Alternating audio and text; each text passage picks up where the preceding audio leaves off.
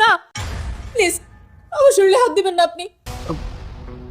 শান্ত হও, আমি আলিফ। প্লিজ আপনি আমার কাছে আসবেন না, আপনারা সবাই একরকম।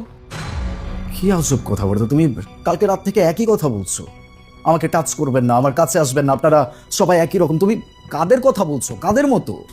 যারা আগে সিদ্ধান্ত নেয় পরে মানুষকে দেখে। আচ্ছা, তুমি এভাবে ভয় পাচ্ছ কেন?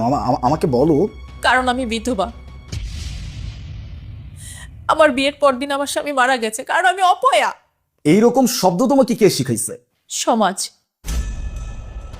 আর আপনার পরিবার।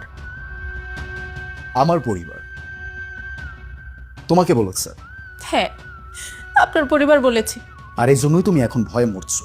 হ্যাঁ, তাকে ভয় পেতেই হবে, কারণ এ বাড়িতে সে দয়া পেয়ে এসেছে। চাচা প্লিজ থামুন। থামবো কেন?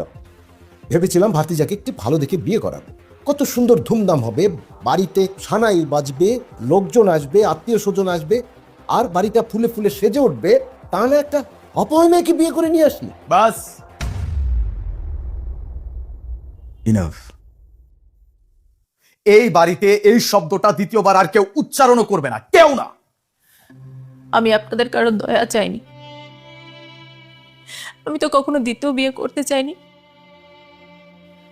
আমি চেয়েছি কোনোদিন যেন কেউ আমাকে দোষ না দেয়। তোমার ভাগ্যটাই খারাপ।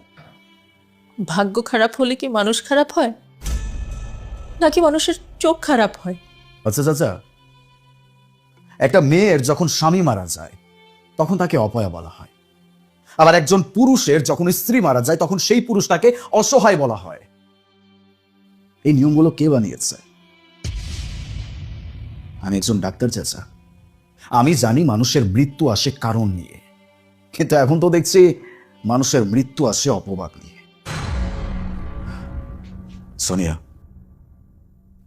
তুমি যদি চলে যেতে চাও আমি তোমাকে বাধা দিব না, আর যদি থেকে যেতে চাই?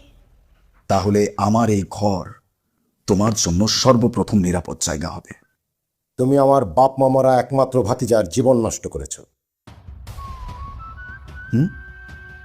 সরি চাচা, নষ্টও করে নাই, নষ্ট করছেন আপনি। তাও আবার একটা নারীর বেঁচে থাকার অধিকার। আমি অপয়া নই, তাই তো? হ্যাঁ তাই, তুমি অপয়া নও, তুমি একজন মানুষ, আর এটাই তোমার সবচেয়ে বড় পরিচয়।